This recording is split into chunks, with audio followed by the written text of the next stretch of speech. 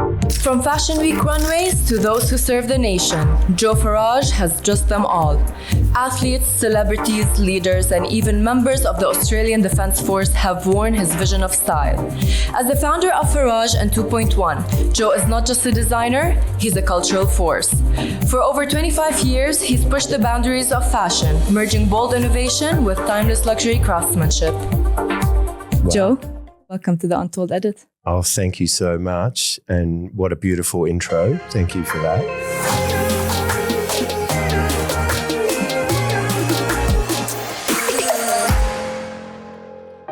I'm Here we are. Excited. Me too. Are you excited? Absolutely. Let's do this. I've been, since we caught up, really excited about this because the timing for me is right. You bring a really nice flavour to the whole conversation. Oh, thank you so much. Are you ready to take us back? Absolutely. Can you take us back to your early days? What was young Joe like at home? Okay. Young Joe at home, probably as a really young kid. I believe my mum said I was a really good kid, generally. And then as a teenager, that kind of went completely the other way. I think I was then on my own personal journey. I was on a bit of a mission even as a teenager, and I was super headstrong and stubborn. And so I then got kicked out of school, against everything that my dad had wished for, and being an academic Egyptian background, he'd come here from Egypt, wanted a better life. My sister was the perfect student, and whilst I had really good potential, I think I really wanted a different pathway that wasn't going to be traditional. At that time, I didn't know I was very creative.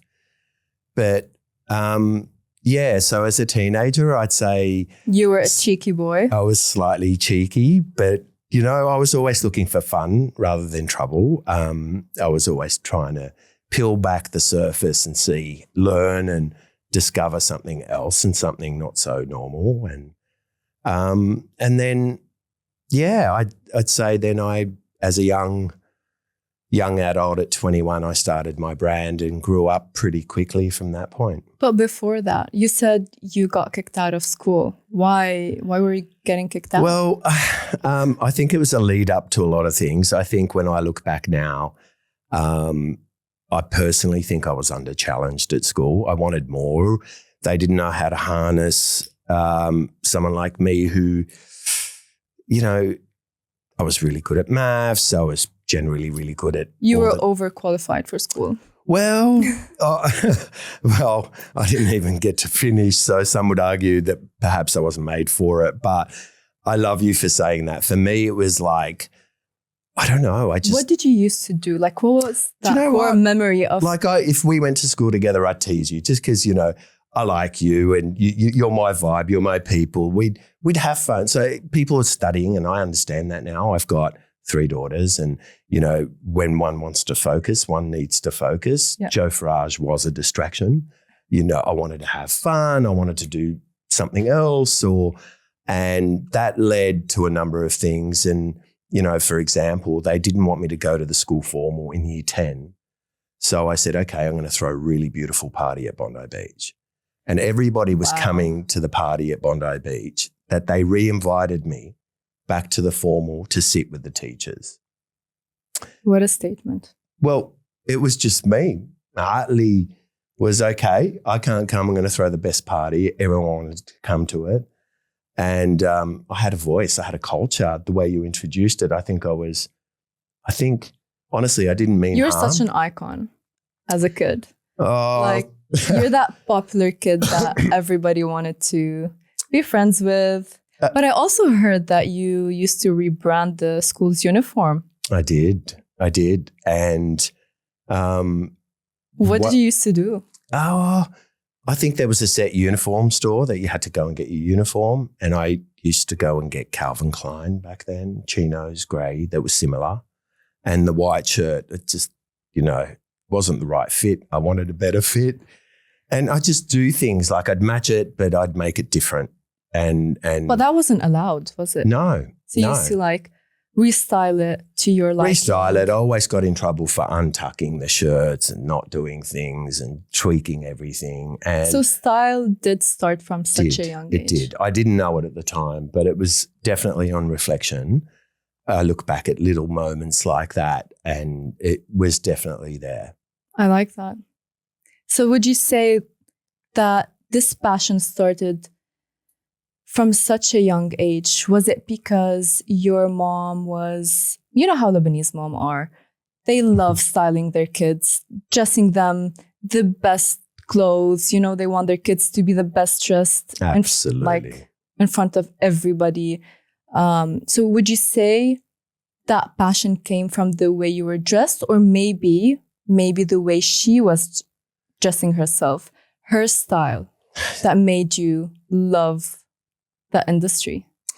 It's funny you say that. And, you know, I lost my mum just 4 weeks ago and she was, you know, I was reflecting on her life and even putting together her eulogy and the photos and I realised just 4 weeks ago how much my mum and her taste and her legacy played a part. So she was definitely my muse.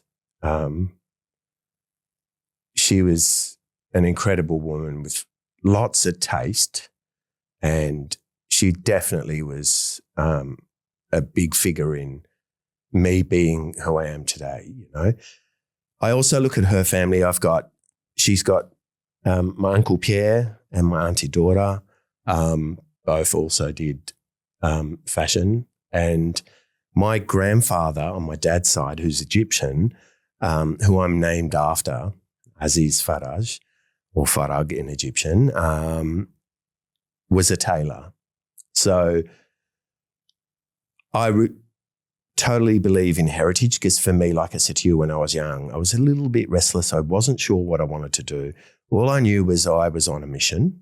Whether it was sport, I was competitive, whether it was anything, a project, I just wanted to be involved and lead and win. And then, you know, there's certain things there, but I look at my mum and dad and I go, oh my God, it was definitely in the blood. I'm now reaching more and more into my heritage and where all the inspiration comes from, because I've been in the business for 28 years and the best place to start really is from your heritage.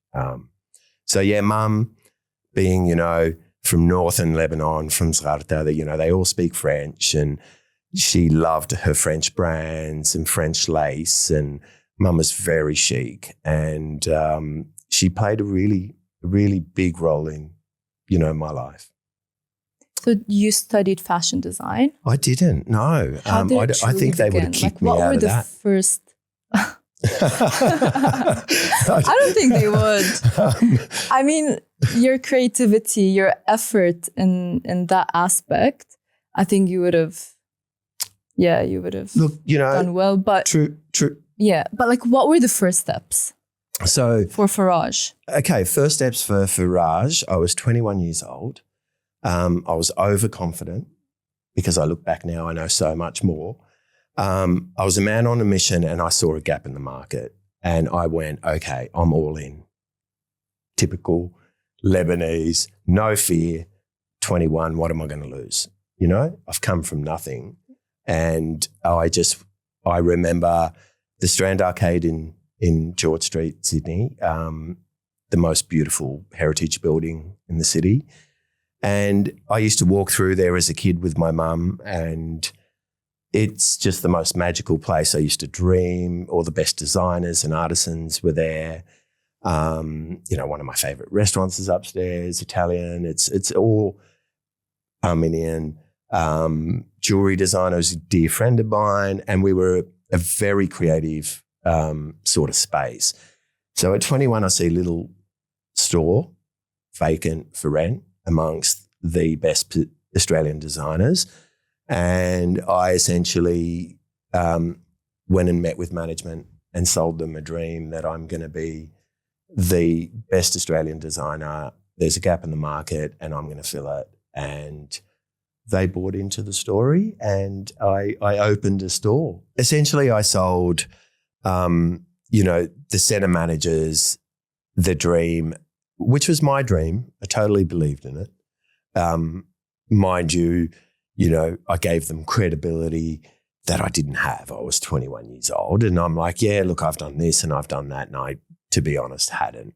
Do you believe in this saying, fake it till you make it? Look, do we sometimes need to be that version of ourselves, to step in to that version of ourselves that we have not yet reached, but it will take us to the exact road where we want to reach. Okay, I love you for saying it and putting it that way, because I was faking it until I was making it.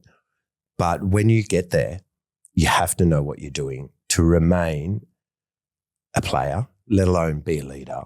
So you got to fake it till you make it. Like you put it, it's about literally believing in your dream. You have to buy in. You have to believe in your dream. You have to become that person. You're not already, but you have to believe you are. And that was me at 21. Big dream. Manifesting, absolutely manifesting. It's, the buzzword, everyone's talking about manifesting, but it's absolutely, like you said before, it's really faking it until you make it. And then you go on a journey where you are then a player, you are growing, and you have to then seriously know what you're doing to go to next steps. But yeah, look, when we opened the Strand Arcade, we started with the menswear first, and it was essentially me creating clothing I wanted to wear. And at 21, I wanted to wear suits because it was sophisticated. And you only had generally older men, businessmen, wearing suits that were oversized and quite daggy at the time.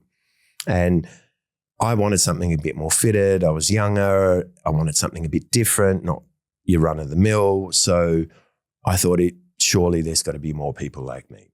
And, I then went on the journey very quickly, got a small production made. I literally went looking for great manufacturers, only to discover the best ones were overseas. So my journey evolved.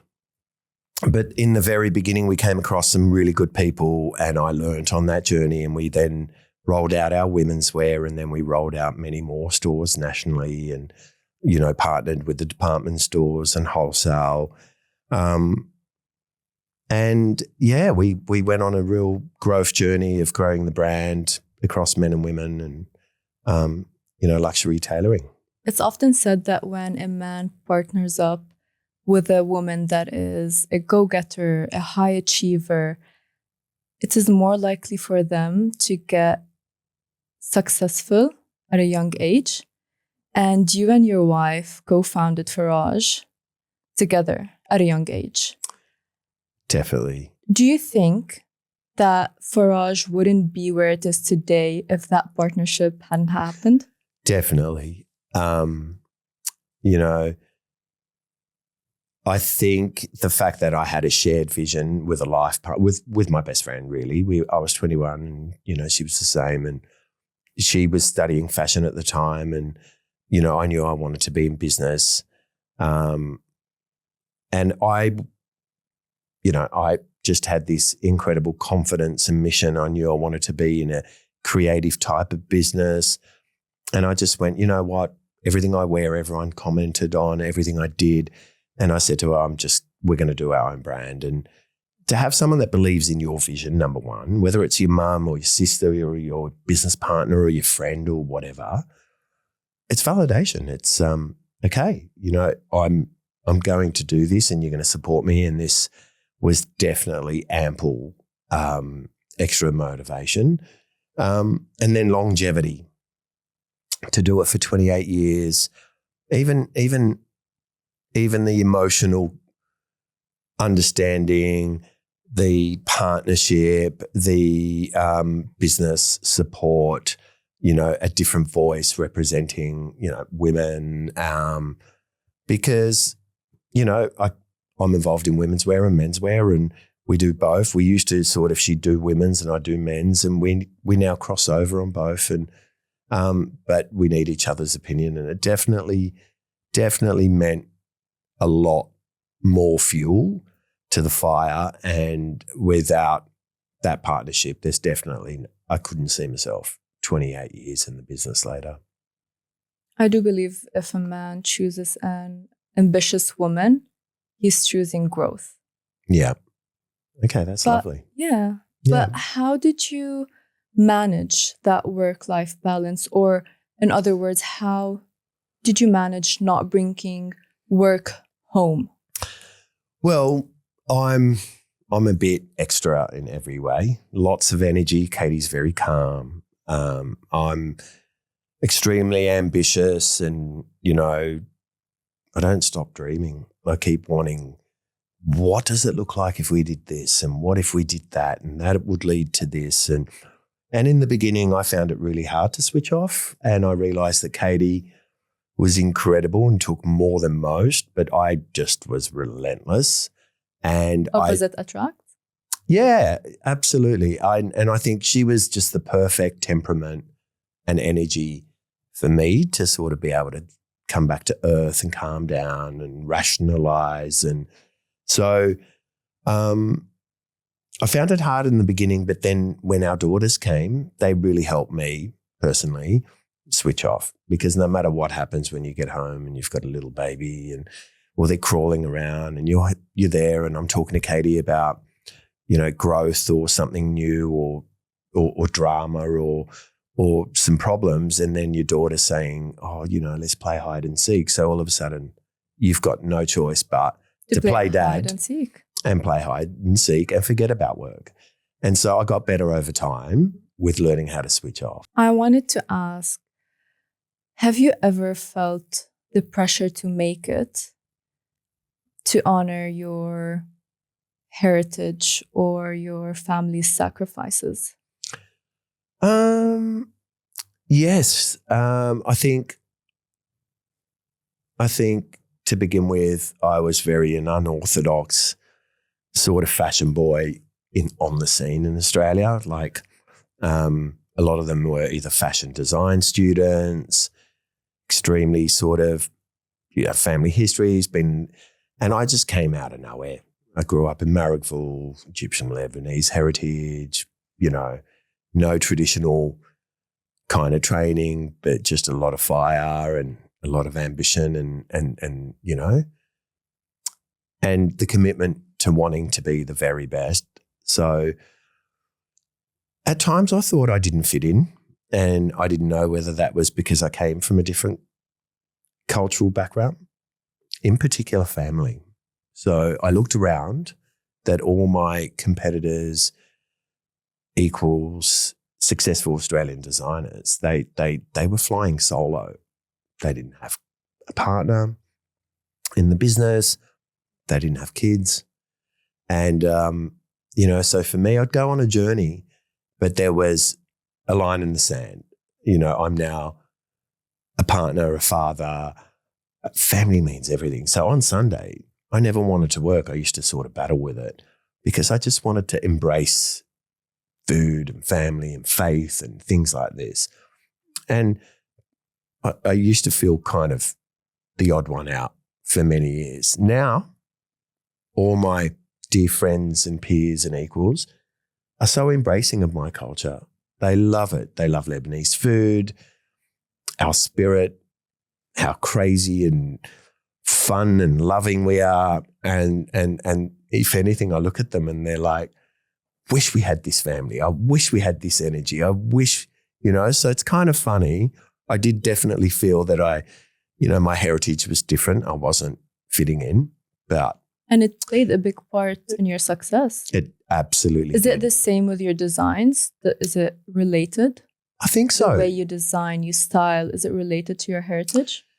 I always draw on heritage generally. My heritage and the heritage of a design journey always starts from the heritage, and then you dream from there. So for me in particular, like, I love heritage buildings. Our store in Martin Place is one of the oldest, best buildings in the country.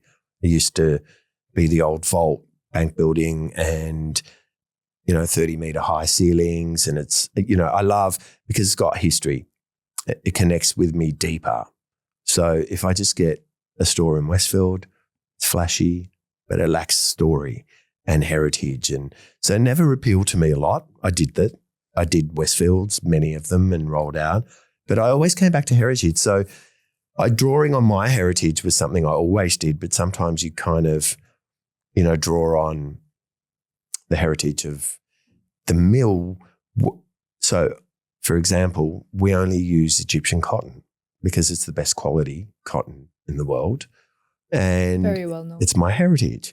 We also only use Australian wool because, I was born and raised in Australia, and it gave me all the opportunity in the world. And it's also the very best quality in the world. So I like an authentic heritage story every day of the week. I kind of start thinking from where it all began. Yeah, you have your own factory in Surrey Hills, which is rare nowadays. What made you decide to keep this process in-house rather than outsource it, like what everybody does? I'm a control freak. And if you really have, one of the biggest problems that we have in the business is supply chain. And,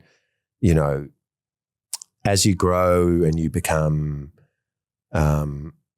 of value to factories, you have more negotiating power. But when you're sort of starting out, or if you always want to do new things and be different, factories don't really love that because they want efficiencies and volumes and stuff. Yet it's just in me to try things different all the time. And if they work, we'll do more, and not, and we'll do them different. And, I just constantly challenged factories, and I heard, oh no, we can't do that. That takes too long. That's too hard. I'll just do it myself. Yeah. So I just went, we've got to do this. And then, in order to do that, I needed to grow the business. So that sort of was part 2 in our career, to grow retail, but then grow the manufacturing. And it definitely gives us greater control on the whole process. You love taking control of every aspect in your business, which to me gives me that sense of importance and that special feeling that every piece is crafted from A to Z by Farage, very conscious, very detailed. So it does give a special touch and feel for every piece, does it?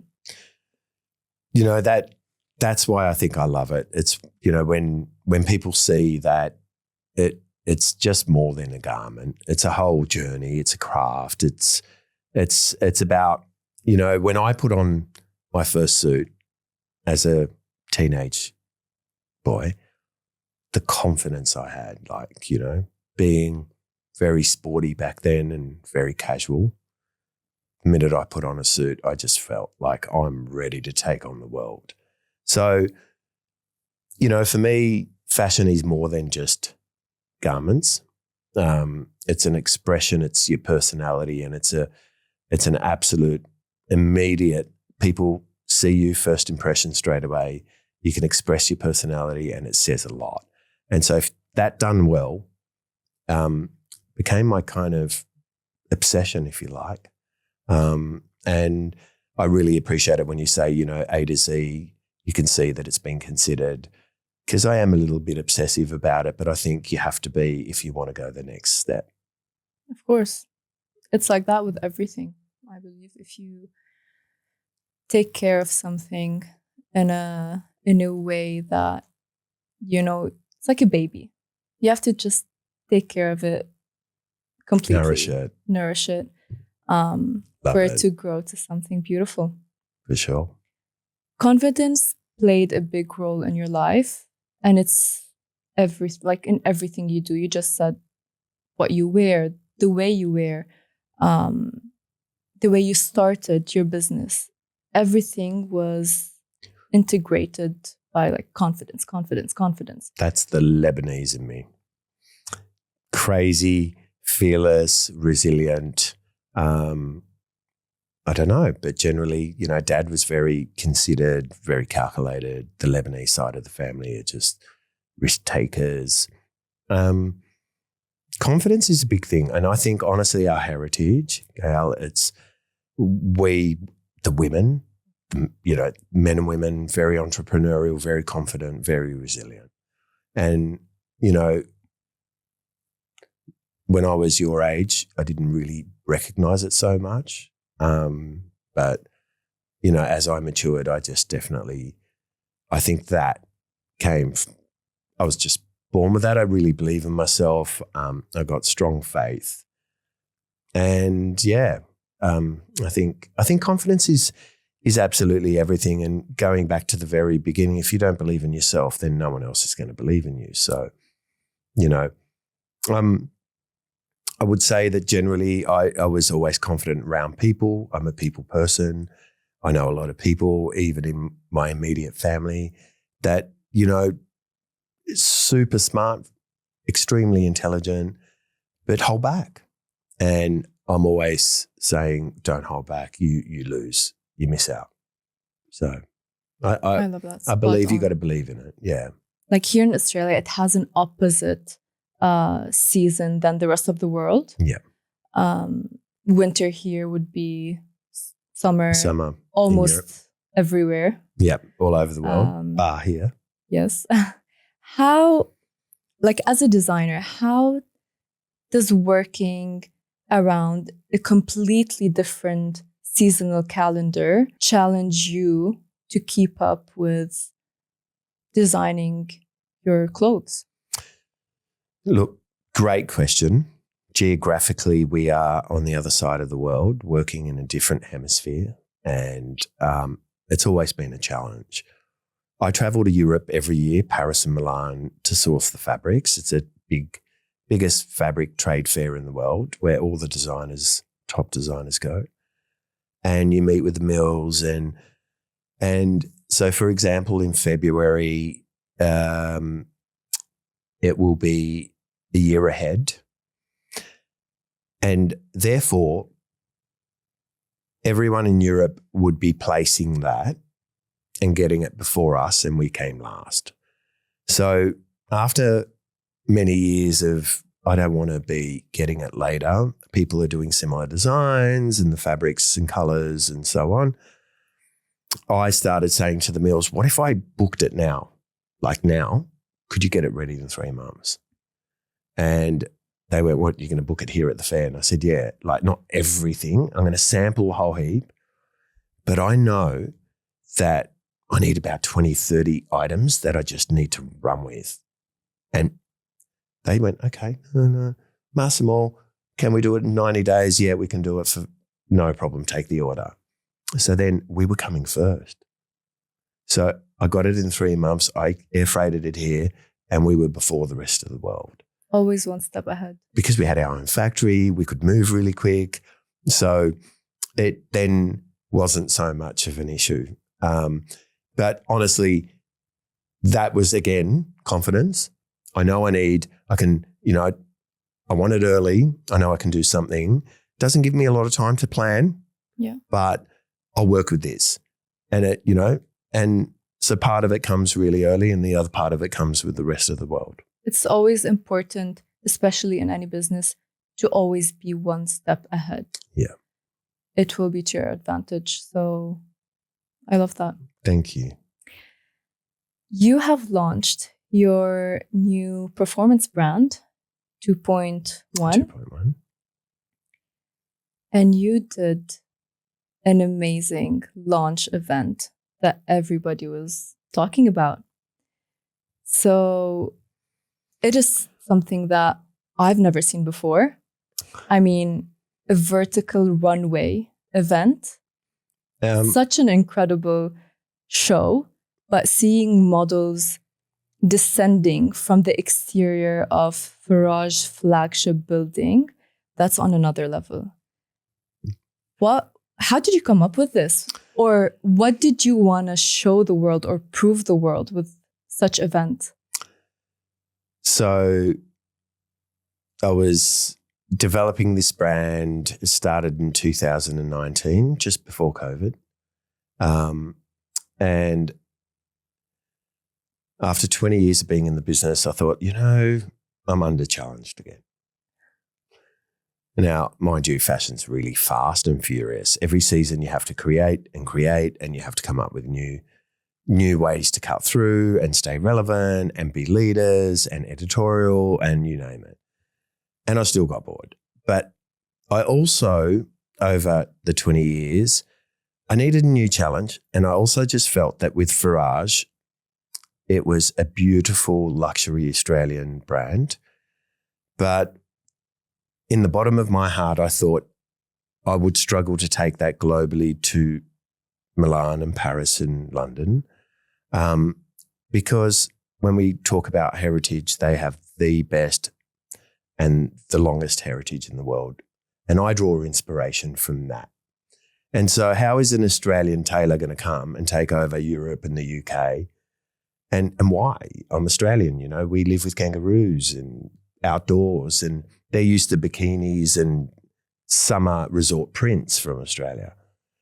So I really didn't believe, unless I was going to go all in and spend my life on that quest, I thought 2.1 is an outdoor technical brand. I wanted to take something that had our traditional Farage DNA of the tailoring,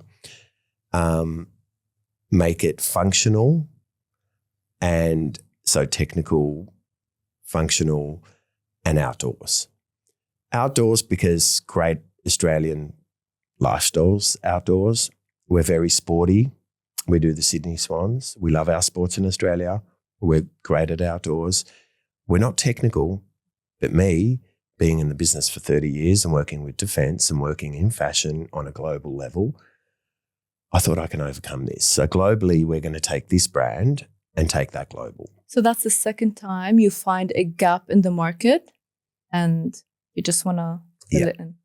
And so bit of, okay, what do I do now? What does the next 20 years look like? What do I want? Okay, if I'm not going to take that global, perhaps there's a new opportunity. And it's fun and it's innovative. It's new development for me. And, all this crazy Lebanese energy can go into this direction and keep me going for a little bit longer. Amazing. So I wanted to take that brand and go overseas with it. And then after 25 years in the business of marketing yourself as the market leader of tailoring, think Farage, think suits, think beautiful tailoring. How do I tell the world that we're now doing outdoor technical overnight? How do you do this? With lots of advertising, taking time, storytelling. A showstopper event. There you go. So do something big and bold that everyone's going to talk about. Did you hear about that? Can you believe they did that? And so it was a whoa moment. Honestly, I've seen it. Like I've watched. I'm so proud of it. It was one of. It is something special. We haven't seen something like that in Australia, especially. But I'm not surprised. It was being Lebanese and having that creativity and thinking out of the box. It went a long way. I was on the rooftop of our building with Quinton, who's used to work at Tom Ford for 4.5 years, very talented designer, and we were working closely and we were talking about the launch of 2.1. And we were having a few drinks on the rooftop, and then we were like, just how do we flip it? How do we do it so differently? And we're looking over the building and like, what if instead of doing a normal runway, we just do a vertical runway? And so one of Quentin's really good friends, Barney, who is based in the UK, is one of the world's most awarded events company in the world. They work with the biggest brands, Apple, Google, MailChimp, you name it. And he was in Sydney, and we said, Barney, come over for a drink. And we're on the rooftop. And we're like, man, we want to do this. And honestly, the next morning, everyone was like, ha, what a crazy idea. And I was like on the phone to Porsche saying, I've got a crazy idea. I want you to be on board. I rang Woolmark, our partner, and I said, I've got a crazy idea. I want you to be on board. And then I told some of my creative friends, and everyone I told was like, you are fucking crazy. And I went, I love it, because that's going to cut through. And then I just went, I'm not going to look at the money. I don't care what it looks like. I am just doing this. And we did everything that we needed to do. And it went viral, went all over the world. And we certainly got much more traction than I ever asked. And it was the world's first. And it was something I was really proud of, because that was just a big, crazy, bold dream where you're like, let's go. I'm not censoring this one out. I love the it. The Lebanese will love it. No, well. But I'm not going to put like a filter on that. No, I'm not going to put a I just subtitle wanted to for see that you one. smile. I love you. I'm being way too serious. But you know what? Dreaming about something, coming up with the idea is something, but following through, doing, like executing the idea is something else. It takes confidence. Again, confidence. It takes guts. Yeah. And you just didn't think twice. And it makes you feel alive again, honestly. It made me, it did wonders for me, even as a creative, that when you push your boundaries, there's a whole new energy that comes out. And, unfortunately, people now say, what are you going to do next? And, we followed up and did Australian Fashion Week. And that was all about, craft and elegance and quality and dark, sexy mood, very different from 2.1. So everyone that came to 2.1 was like, wow, what are you going to do? And then I just sat them down and I just let the clothes talk. And what we did on the runway was what spoke, And so sometimes you got to challenge yourself. And if it's not creatively on an event basis or a launch or how you're going to cut through in marketing, you have to challenge yourself to keep growing. And, I think that's how I've stayed in the business for such a long time. I think I am definitely, I'm Lebanese. I whinge a lot about being super busy and I've got too much going on. And the minute I have a minute, I'm coming up with a crazy idea. So I think I'm meant for it. Yeah, you definitely are. Yeah. And I personally wouldn't ask what's next for Joe Farage, just because you're very spontaneous and you can just... I love you. You can come up with anything overnight and just do it and not even plan for it and be like, oh, that's my 5-year plan, my 10-year plan. No, I think you're like, that's my 24-hour plan. Yep. That's it. I love spontaneity. I love it. I honestly do. You need routine to function, but being spontaneous makes you feel alive. And that's why I love the Lebanese people. I'm going to Lebanon soon. I can't wait, because, you start thinking, I'm going to do this. You go sideways. You end up here. You're at the mountain. No, let's go back to Beirut. All in one day. And I'm like, I love that. Not one day is the same. I feel like in Lebanon, we have more than 24 hours. Isn't it brilliant? Yeah. I don't think anyone that's not Lebanese would understand that, because it happens when you're in Lebanon. I know. And it's just like 24 hours is not enough. It's not. There's so much to do. There's so much to do. And you just don't get tired. And the energy. It's the energy. It's that spirit. And, I took my wife and my 3 daughters who, Katie's heritage is Greek. So we're Egyptian, Lebanese, Greek. And these girls grown up in Australia and don't speak Arabic. And they went to Lebanon, and Gaelle, I promise you, Kharabouli Beiti, that's it. It was all over. They came back 100% obsessed with Lebanon and everything it stands for. It's the spirit. It's the energy. We are, it's a pretty special place. Would you like your daughters to probably one day, inshallah, live in Lebanon? They're always saying, Dad, can we go back there every summer? I'm starting to think maybe we should, get a base there. I have no doubt, just like me, for the first time I went to Lebanon, I just knew that place was the heart and soul of who I am. Even my dad, who was Egyptian, the Egyptians have got first civilization, the greatest history, but that spirit in Lebanon is so unique, and Dad loved it, So yes is the answer. I would love my daughters like you. I mean, you live in Lebanon, you're raised in Lebanon, you're traveling through Dubai and Australia, but you still keep going back to Lebanon, don't you? And I would love nothing more than my kids and my daughters to sort of do that, I think this is every Lebanese story. Every person that's Lebanese, that's exactly their story wherever they are in the world. It's always that connection and that pull they have to their homeland. It's crazy. It's incredible. You can't explain it. You can't explain it. It's a feeling. It's not, you can't put it into words. No.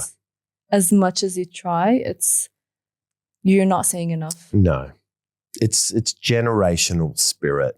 And, the coast and the mountains and everything that place has to offer and everything it's gone through. I'm so proud of our people because it is a spirit, and I can't explain it. I just harness it. I just want more of it. And that's why I keep going back. It's like an addiction. It is an addiction.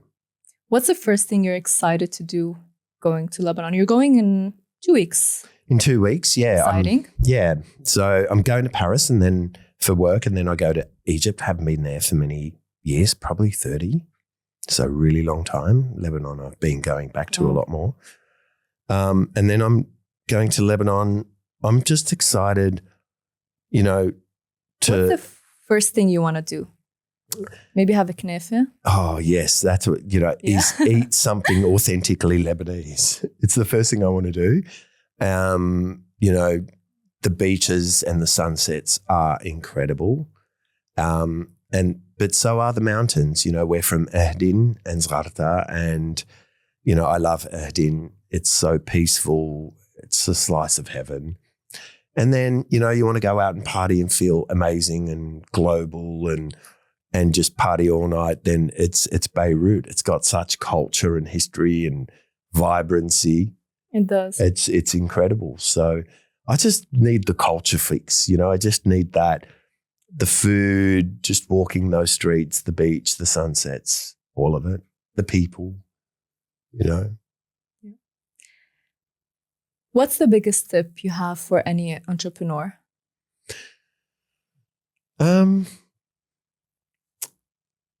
I think, to be honest, the biggest tip I have for an entrepreneur would be you've got to love the product. So there's great entrepreneurs, and then there's another level that are just incredible. And I'm looking over there, and you've got Vigil Abloh's book. This is a guy who lived and breathed it, who was... So as an entrepreneur, I can tell you, me personally, if I don't believe in the product, I struggle to sell it. I struggle to think of what's next. I struggle to reinvent. But if I love it, it just comes naturally. So have a really authentic connection with anything that you are going to spend most of your life in trying to make it, That would probably be the best tip is love it. And then persistence. There's no secret to success. You never give up. You just get up the next day in true Lebanese style. We get bombed. We wake up the next day and we rebuild.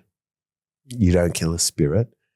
And when failure is not an option, you find the pathway. But knowledge is power. So, and ego kills everything. Can you elaborate on that? You know, being hungry, being ambitious, being so driven, you can get very competitive. And I think some of the biggest mistakes I probably made was got caught up in the competition instead of staying in my lane, trusting my gut feel. And, you know, I think you were trying to take no for an answer, wanting to have hands everywhere. Yeah. Just to show that you can do it, which is a good thing. But sometimes it wouldn't be to your advantage. Absolutely. And I agree with you. There's no regrets. All of it's part of the learning curve, all of it. It all shapes you. And I think definitely just, you know, in the beginning, I never ever wanted to be the biggest, but I wanted to be the best. And so the best is not about having 100 or 300 stores. It's about having a handful of stores that everybody wants to be a part of. And it's exclusive and it's desired. And I connect with that whole journey. So halfway through my career, we had competition and they're opening stores. So I would then open stores and then they would open stores and I'd open stores. And in the end, I looked around and I'm like, I'm just too accessible. I didn't want to be the biggest. I just wanted to really focus on the craft and do it well and better than anyone else. And so I kind of, if anything, I lost my vision for a bit. And then, you know, and I think that was ego. So, and when I went, I don't need to prove anything. You went a bit anyone. overboard. Yeah. And so I think just don't get carried away into, you know, into the wave or the trend or the competition. Be true to yourself. But you were already a trendsetter. You didn't need to keep up with the trend. You were coming up with the trend. You were the trend. Like Farage was the trend. 2.1 is the trend. So I feel like you don't need that much of effort to put into the things that you do because they're just the best. I've got a segment called Fire Questions. They're going to be a fun, quick question where we're just going to have fun and answer to your liking. Great. What's your favorite Lebanese dish? Kousa. Yum. It gives that homey It does. food vibe. Yeah, it certainly does. What's an Arabic word or sentence that you say a lot? Or you love, like you said, you love, or like you say. I love rather than say a lot. To be honest, I'm not sure, but I use Habibi all the time. I call everyone Habibi all the time. Whether you're English, Irish, French, you're Habibi. Habibi. And I like playing with the Egyptians sometimes. بتكلم بالمصري. أنا أبويا مصري وأمي لبنانية. But I think it's impressive that you have both dialects. كنت بتكلم مع أبويا بالمصري وبرد على أمي باللبناني. But that was natural and it's not, I don't use it that much. Dad passed 13 years ago, Mum recently. So I need to get on the phone and talk to my sister who's so fluent. But I love it and I do speak Arabic fluently. Habibi is probably my most used word. Yeah. It's Habibi, or the rest of it. I have to censor this one. Okay. That one I need to censor. Good, great. It depends on what mood. Or should I put like a 18 plus disclaimer? Whatever you want to do with that. Yeah, I think we need to do that. I love that. But is there a sentence that you've read or seen somewhere that... In Arabic? Yeah. Not a particular sentence, but, you know, my mum My mum was great Or at like a some quote. one-liners, quote. Look, to be honest with you, my favourite quote is "Ittikila Allah." It's by far my favourite because there it is there. And God's willing, In God's will. what's meant to be will be. That's right. What's the most Lebanese thing about you?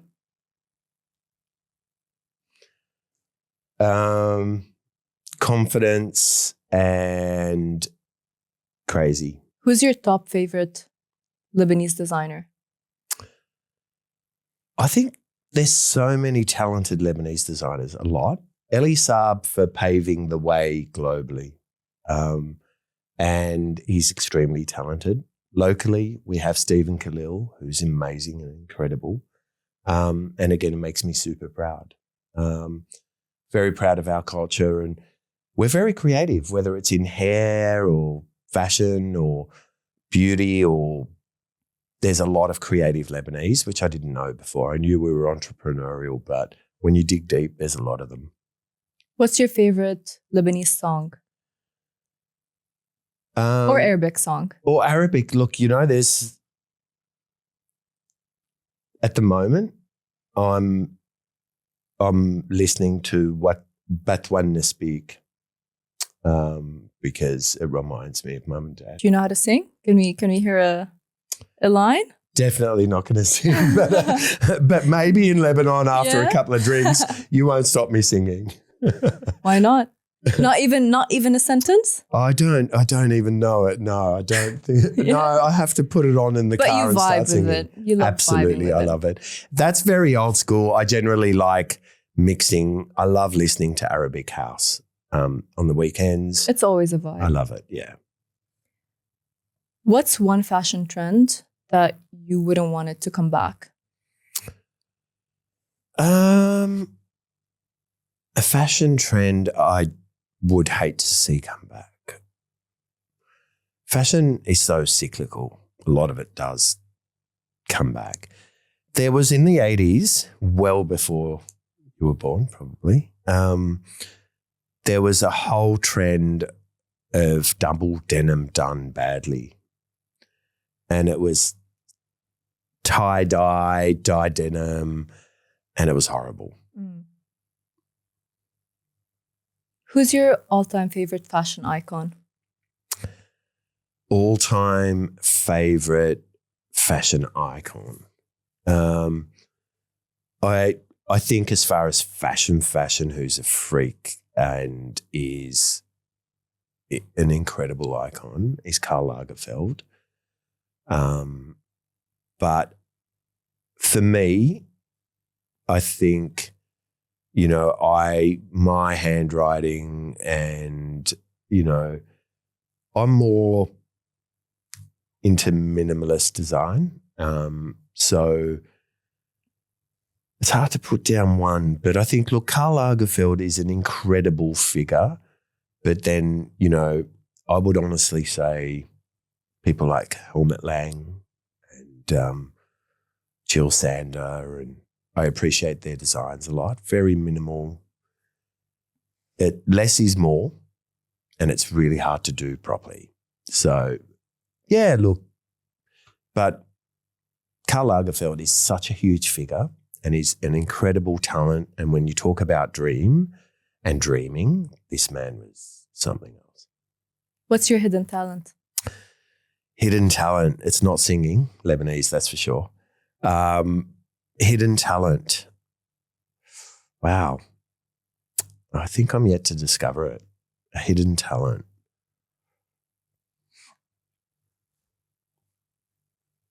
Nothing in particular? I can't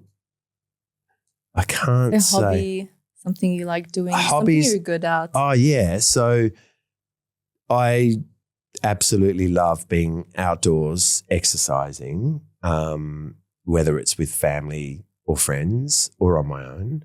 And music is something I adore, and it takes me to different places. So outdoors, music, and you've got me so happy. Amazing. That's the end of the fire question segment.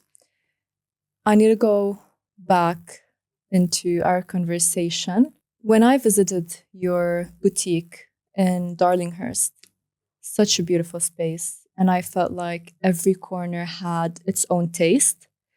But there's one spot in particular that I loved the most, and it was the terrace.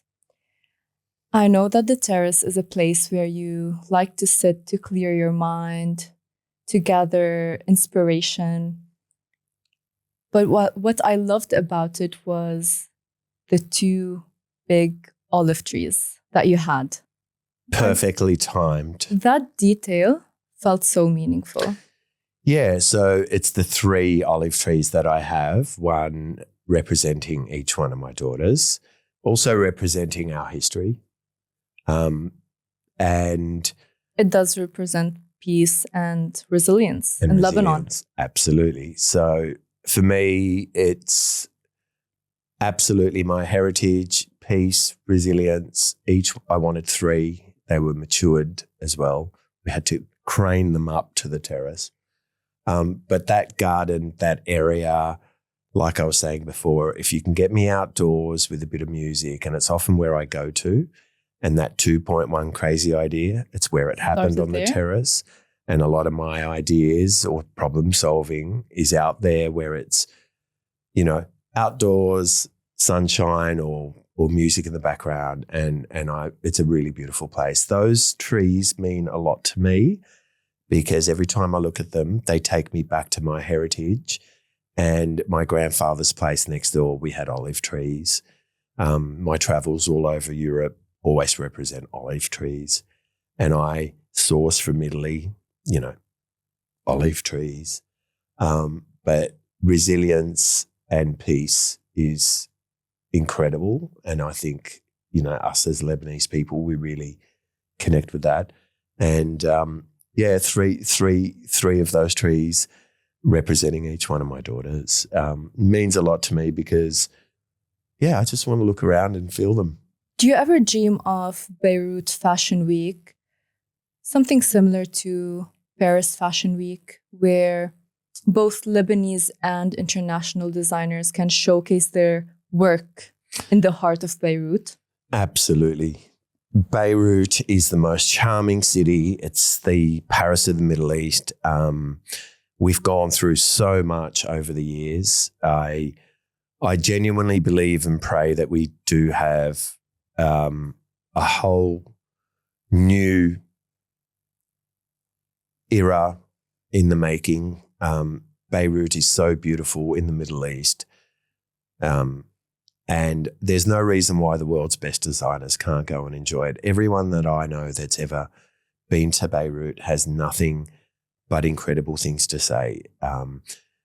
I definitely have a vision that Beirut could be the melting pot for many, especially the Middle East, but getting global recognition because, we've got lots of great talent and we have one of the most beautiful places on earth.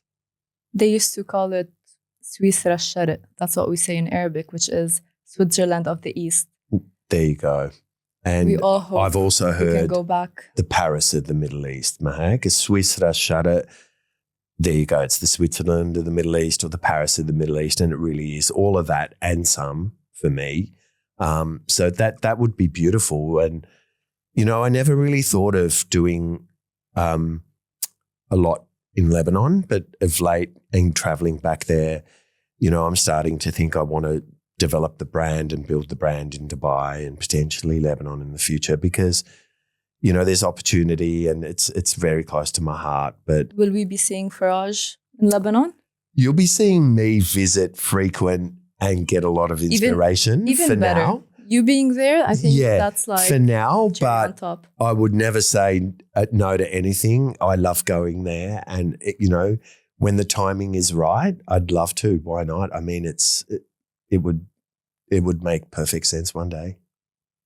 Your show at Australia Fashion Week last month was incredibly moving. You put a lot of work into big shows like that and preparing for such events. But a sudden change happened a day before. 2 days before. 2 days before the event, the style of the models changed, the music, the background colors. What happened with Joe Farage? So, you know, we had everything planned. It's 3 months in the making to pull off a show like that. And, you know, everything was ready to go. And then, you know, 2 days before I lost my mum, and, you know, I think I touched on it with you earlier, and I was reflecting on mum and doing, you know, looking at her photos, and I just went, oh my God, mum looked like Sophia Loren. Everyone said it. And I was looking at some photos. I'm like, oh my God, she embodied Sophia Loren, if not even more beautiful and stylish in my opinion.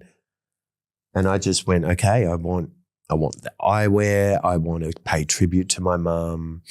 You know, I really felt her spirit with me that day, and so did Katie and the girls. And, you know, when I arrived, the lighting was okay. I just couldn't feel it was perfect. And I was like, please, you know, can we try this? Can we try that? Oh, no, you know, that's going to cause a reflection. I'm like, please flick it again and do this. Anyway, I changed the lighting.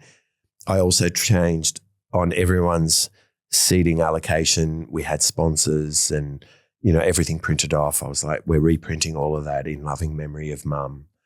And so all of a sudden I was really channeling mum's spirit, and she was guiding me, and I really felt that she was there, and it was incredible. And it was such a touching moment in my career. And it ended up meaning so much more. But yeah, all the changes, the last minute changes just felt right. And even the styles of like the models, the glasses, the hair, the makeup. You were trying to make every model embodied that feeling of, you know, what my mum was to me as my style icon. And, you know, and it was felt and it was celebrated by the industry and the press. And, you know, it was incredible. I feel so blessed. And, you know, again, it's like a lovey-dovey. My mum was there. I just trust in the journey. You felt her presence during the show? Definitely. Most definitely. And, you know, what came out on the runway really felt right. And that last minute shift, I think it just was the icing on the cake. I think you honored her in such a beautiful way. Thank you. It was such a beautiful event. Yeah, it meant a lot, Gaelle. It meant a lot. And, you know, I was really grateful to be able to really share that, you know, on such a stage in front of so many people nationally. So it was a great honor. You are a father of 3 beautiful young daughters who are living in a world that is very different to the world you were brought up in. I know that this generation has a very daring kind of sense of fashion, style. Did that affect the way you design things now? Did they impact your vision? Really good question. Yeah. So my daughters, Charlotte, Sienna and Alexia, 18, 16 and 14, you wouldn't believe it, but they have been influencing me and some of my design decisions, in particular in the last few years. You know, youth is beautiful, it's vibrant, it's different, it's new. And, you know, my daughters, like every typical girl, you know, that they have an interest in fashion, and growing up around our household, it was, you know, they have a strong interest in fashion. And in all honesty, I think I look at them, like, for example, I noticed that all my daughters were wearing cropped tops. And I went, okay. And so one of our signature items is our tuxedo suit. A lot of the celebrities, all the celebrities have got one, and, you know, we're known for the black tuxedo, and it's really elevated tailoring, sexy if you want it to be. Anyway, I went, this is my most classic item. I wonder what it would look like if we cropped it. And so we did, and all the sort of real trendy media, Vogue magazine. A full cropped Full tuxedo. crop. Took our tuxedo and we cropped it to mid-length. It's not typically Farage to be cropped tuxedo, but Vogue magazine were all over it. Celebrities wanted to wear it on red carpet, and it was a major hit. You know, I look at my daughters for what's next because they are living in a new world. They are the future. They are the future, you know.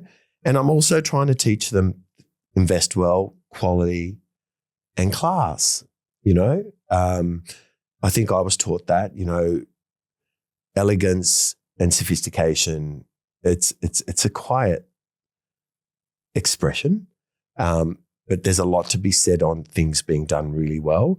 At the same time, be yourself and be loud and be new and be crazy. It's all wonderful. And I definitely look at them for inspiration. Very different world. Was it a proud moment for them? Seeing Absolutely. that design was inspired by them. They them? didn't even know, but what I did notice was they were like, oh, God, Dad, I love that. I'd wear that. And before that, they were like, oh, you know, Farage is very polished. You know, I'm Dad. So, you know, it's very grown up, Dad. And, you know, they're young and they want to, you know, do different things. But it's all their friends saying, oh, my God, your dad's Farage and your mum and dad have Farage. It's like, oh. And so, yeah, they're coming around to it. I don't think they know they inspire me that much, but they do. On to our last question. If Lebanon was a person sitting here with us today, what would you tell her? Wow. I would say you are the most beautiful thing on earth. You are everything. And please take care of yourself so you can take care of all the rest of us, because you are so special. I really feel like Lebanon lives in everything you do. Thank you. We really appreciate an icon like you. That's really honoring our roots. Thank you so much. And, you know, it's been a real pleasure chatting to you, and I love everything that you're doing. Thank Gaelle, you. I really do. And I think it's, you know, it's beautiful, a tone of voice being, you know, it means a lot to me chatting to you today because, you know, my daughters can look at you and what you're doing and you know, this is what Lebanon stands for, you know, is empower yourself, believe in something at the core and follow it. So I think what you're doing is really beautiful, and it's been a total honor to be on your journey and on your podcast. Thank you so much. Thank you for being here, and thank you for sharing your story with us. It's a pleasure. تخلي لي I قلبي. think we're done.